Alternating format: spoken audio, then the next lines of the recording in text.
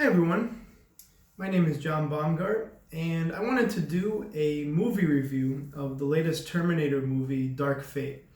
There will be some spoilers, but not a lot. So what I'll tell you is I thought this movie was pretty bad, actually, as it relates to the Terminator franchise.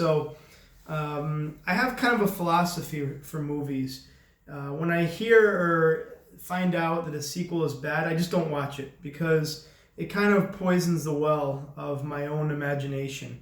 So I've actually never watched anything besides the first Matrix. I've never seen any sequel, and I actually never saw any Terminator movie besides Terminator 1 and 2 until this one. So I never watched any of those other ones because when I hear they're not good, I'd rather just stay away. On a separate note, it's why I'm not a big Star Wars fan.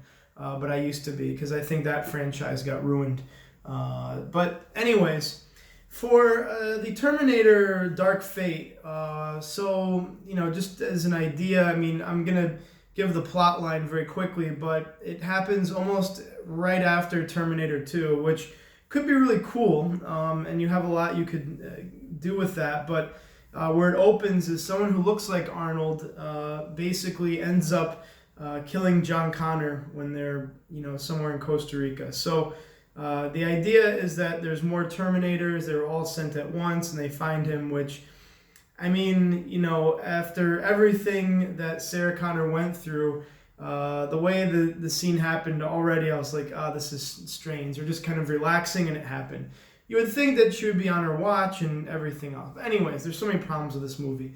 So the idea or the plot line is now they did in fact change the future, and there's no Skynet and all of that. But lo and behold, it happens anyway. And so this is the biggest problem I have with the movie because they do another scene of the robots and with lasers and skulls. I mean, they just copied the first few Terminator ideas, but it's not supposed to be Skynet. So it makes no sense. I mean, what you're telling me is it's not Skynet, but it's some other different random place or random company that develops the exact same robots and the same thing happens. I mean, it's stupid. So already I was kind of lost on this idea.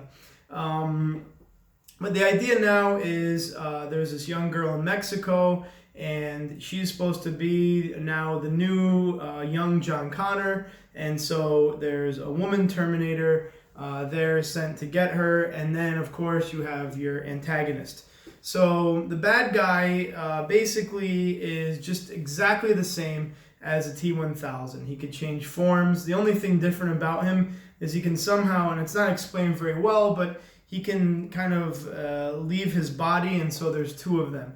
Besides that, he is no different than the T-1000 character. I mean, he can morph, he can change, everything else. I mean, that's one criticism I have, is this movie had no originality at all. Okay, the Terminator they bring, to protect the girl is slightly different because she's a human with the capabilities, but what her capabilities aren't clear. She has like these weird medical problems throughout the movie where she, suddenly becomes weak and needs to get medicine. None of that is clear. It makes no sense why you would send someone there if they were so vulnerable. So, I mean, this movie is just filled with plot holes. And I'm just kind of scratching at the surface. It could have been a cool idea, actually, if, I don't know, if they were in a rush to make money or what, but it's, like, everything they decided was quite bad. So, and the whole, instead of kind of building up the characters like they did in Terminator 2, where in the beginning you get to know John Connor's life, you don't really know exactly what's going on. He's kind of this wild kid, and then suddenly, it turns out his mom is crazy. Like, they did a really good job kind of building it up in Terminator 2. Here, they immediately jump into the action without even developing the character. So why do you care about this new girl who needs to be protected? I mean, I dislike the movie so much, I don't even care about her name, because I'm trying to just forget that I ever saw this. But it's just a random person, and suddenly she's in this battle. So you don't have any kind of emotional attachment or build up to her. You don't know why, she's there. The other thing I didn't like is they inserted politics. So she's in Mexico. It's like, okay, great. And they have to go to a detention facility. of all the places that they have to go to. Very surprising that they picked that. So I don't like that they're inserting politics. They did very, very, very little of this besides a truthful statement saying that, human beings are self-destructive. Everyone can get on board with that. And that was a cool message from the first Terminator movies. But this one had way, it wasn't so overt, but the fact that they're inserting this, that they had to, try to cross the border and then they get captured. It's like, it's so obvious what they're trying to do, and it's unnecessary to the plot and everything else. They didn't have to do this. Then there's Arnold's character, and this is, I am giving away some things here, but Arnold is in the movie, but nothing like you would think. Now he's kind of just hanging out, and he's sitting there. So to make it clear, he is the one who shot John Connor again, and then he felt bad, and so now he's caring for a family. It makes no sense at all that he's just hanging out there. His character is kind of useless. He's older guy, and now he's supposed to be this robot. He kind of helps out here and there. In the end, he helps out a bit, but also in the same way that he did in Terminator 2. So, there was no originality. I don't think his character really was needed. And the part I really didn't like about this is the whole idea, and I am giving away a lot, but really, just don't watch this movie. It's so bad, I don't really care. The idea is, so Arnold's character felt guilty for killing John Connor, so he began texting Sarah Connor locations of new Terminators spawning.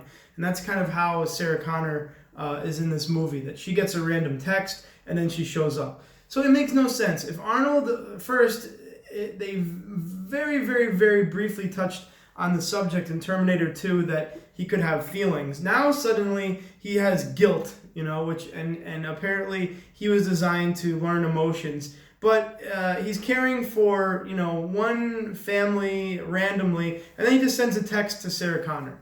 It doesn't make any sense. He's a Terminator. He can just go there and kill them, and then Sarah Connor, who's a human being, doesn't have to risk her life. Plus, she's also old and, wants to retire, and she's going around. She's like in her 60s fighting Terminators. It makes no sense. And the fact that he's just sitting there not helping, they didn't connect. So, of course, she's mad at him, and it was just, there was just nothing exciting about this movie. There was maybe one funny line from Arnold, but besides that, it's the exact same plot. It's basically a giant cat and mouse, back and forth, back and forth. Another huge plot hole that I found is this new T-1000 can kind of tap into all communications. So he's sitting there in a data center, and his arms suddenly are plugged in, and so the girl he's chasing after, he sees in a video.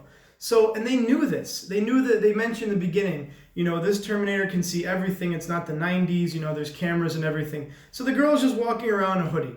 Why not dye her hair? I don't know, give her, change her or whatever. Make her look different, cover her up. If the new Terminator didn't see that, then it would have been very hard for him to catch her. But he saw her on video, and then he chases her. So, there was just very little thinking involved. I'm not going to say I can myself make a better movie, but I could think of more interesting plot lines if you have all that to work with. But, my takeaway is this movie had no originality at all. It was basically just taking all the themes that they grabbed from Terminator 2 and doing it again some 15 years later.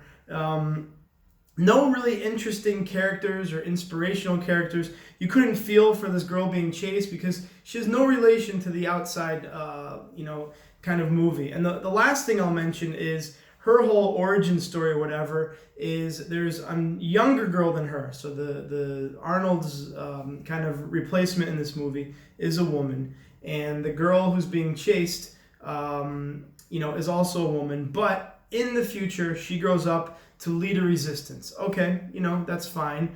But the origin story of the girl she's, who eventually becomes her protector is she's getting beat up by a bunch of guys and is about to be, who knows, assaulted or raped. And then this one who's older comes in and fights 3 or 4 guys with knives and is leading this whole band and saying, can't we all just get along? And then instantly she changes their mind and they join the resistance. I mean, it's not even realistic that a bony, skinny girl who's not even lifting weights could fight 2 or 3 guys and then change their mind when you have this post-apocalypse world where everyone is fending for each other. Oh yeah, let's just get. I mean, I have so many problems with this movie, so I can just save you the time and say it'll be frustrating. If you liked the original Terminator series like I did, just don't watch it, please. It'll ruin your experience. So I know I gave away a lot, but I don't give this movie a very high rating at all. I wouldn't even want to give it stars or do anything like that. I'm just saying it would be better if you didn't watch it, because it will kind of taint, which is always my fear with sequels, it will taint the other ones. So just don't watch Terminator Dark Fate. I hope I can save you some money if you see it in a theater, and just watch Terminator 2 again. I think you'll have a better experience. So, okay. Thank you. Bye. Oh, and yeah, thank you. Bye.